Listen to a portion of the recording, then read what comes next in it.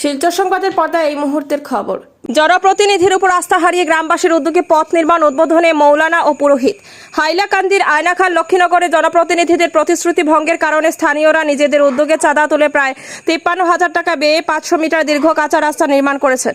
বহুবার দাবি জানিয়েও কোনো ব্যবস্থা না পাওয়ায় ক্ষুব্ধ গ্রামবাসী শেষমেশ এই পথ তৈরি করেন। শনিবার গ্রামবাসীর উপস্থিতিতে পথটি উদ্বোধন করেন এক মৌলানা ও এক পুরোহিত, যা সামাজিক সম্প্রীতির প্রতীক হয়ে উঠেছে। স্থানীয়দের দাবি, মুখ্যমন্ত্রীর পকিপথ প্রকল্প এর আওতায় দ্রুত এই রাস্তা পাকাকরণ করা হোক। নিউজ ডেস্ক রিপোর্ট, শিলচর সংবাদ। চাওক, আপোনালোকে নিশ্চিতভাৱে জানে, যোৱা 15 দিন আগত আমি লক্ষ্মীনগৰ যুৱ সমাজৰ উদ্যোগে মনাচৰাৰ পৰা লক্ষ্মীনগৰ আৰেত অহা যোৱাৰ যিটো একমাত্ৰ ৰাস্তা, এই ৰাস্তাখিনি জৰাজীৰ্ণ অৱস্থাত আজি 10 বছৰৰ পৰা আছে। আমি লক্ষ্মীনগৰ যুৱ সমাজৰ উদ্যোগে এই ৰাস্তাখিনি আমাৰ লক্ষ্মীনগৰৰ বহু মানে ইয়াৰ স্থানীয় যিবোৰ মানে প্ৰতিনিধি আৰু আছে, সকলোৱে আমাৰ যেগৰাকী মধ্য হাইলাকান্দিৰ বিধায়কৰ লগত বাৰম্বাৰ মানে গৈ কিনে কৈছে যে আমাৰ ৰাস্তাখিনি কৰি দিব লাগে, কিন্তু হোৱা নাই। আজি 4 বছৰ অতিক্ৰম হৈ গ'ল। 4 বছৰ অতিক্ৰম হোৱাৰ পিছত আমি এতিয়া ৰাইজৰ দান বৰাংগনাৰ পইচা দিয়া আমি ৰাইজে একত্ৰিত হৈ লক্ষ্মীনগৰ যুৱ সমাজৰ উদ্যোগে এই ৰাস্তাখিনি আজি 500 মিটাৰৰ কাম সমাপ্ত কৰিলো আৰু আজি আপোনালোকৰ সন্মুখত এই ৰাস্তাখিনি হেণ্ড অভাৰ কৰিলো। আজিৰ পৰা আপোনালোকে জানে, আমি 10 দিনৰ কাৰণে ৰাস্তাখিনি যান চলাচল বন্ধ কৰি ৰাখিছিলো, কাৰণ ৰাস্তাখিনি আমি অলপ জলদিকে বনাইছিলো।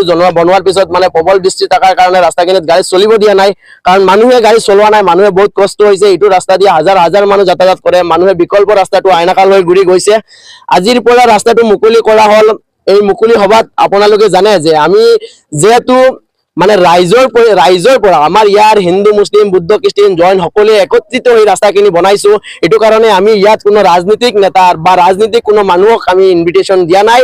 কাৰণ এইটো কাৰণে দিয়া নাই, কাৰণ এইটো ৰাইজৰ পৰা কোনো জনপ্ৰতিনিধি, কোনো নেতাই আমাক পাত্তা দিয়া নাই, কোনো নেতাই আমাক মানে ৰাস্তাখিনি কৰি দিয়া নাই। এইটোৰ কাৰণে আমি নিজে ৰাইজে চান্দা দান বৰংগনাৰ পৰা এই ৰাস্তাখিনি বনাব লগা হৈছে আৰু বনাইছি। আজিৰ পৰা ৰাস্তাটো চালু হৈছে, আপোনালোকে চাই যাব। আপোনালোকে হাইলাকান্দিৰ পৰা আহিছে, আমি আপোনালোকক ধন্যবাদ জনাইছো।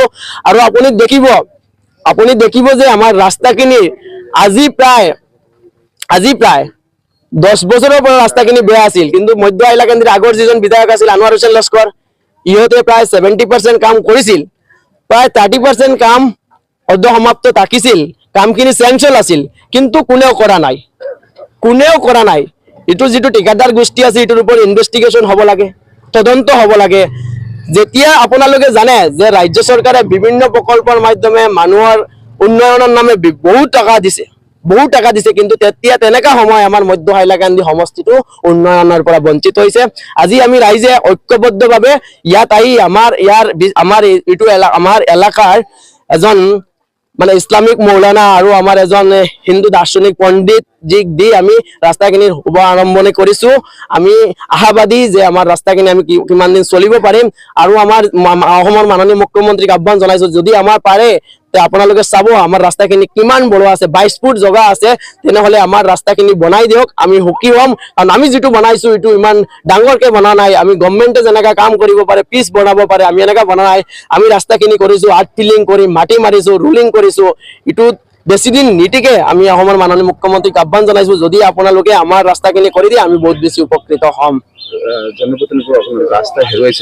চাওক, আমি আমাৰ যিবোৰ জনপ্ৰতিনিধি আছে, আমাৰ যেগৰাকী মধ্য হাইলাকান্দিৰ বিধায়ক আছে, মধ্য হাইলাকান্দিৰ বিধায়কৰ প্ৰতি আমাৰ কোনো আস্থা নাই, আমাৰ ভৰসা নাই। এইটো কাৰণে আজি আমি কামখিনি কৰিব লগা হৈছে। কাৰণ আপুনি জানে, যোৱা 5 বছৰ যেতিয়া মানে তেওঁ নিৰ্বাচনত উঠিছিল, তেতিয়া আহি ইয়াত এটা স্কুলৰ সন্মুখত এটা নিৰ্বাচনী সভাত কৈছিল, আমি যেতিয়া বিধায়ক হ'ম, বিধায়ক হোৱাৰ 1 মাহৰ ভিতৰত আমি এই ৰাস্তাখিনি কৰি দিম। কিমান নেতা আহিল আৰু কিমান নেতা গ'ল, যোনে আহে আমাৰ তাতে খালি প্ৰতিশ্ৰুতি দি থাকে, আমি প্ৰতিশ্ৰুতিৰ ওপৰত বহা নাই। এতিয়া এইটো কাৰণে আমি যুৱ সমাজ একত্ৰিত হৈ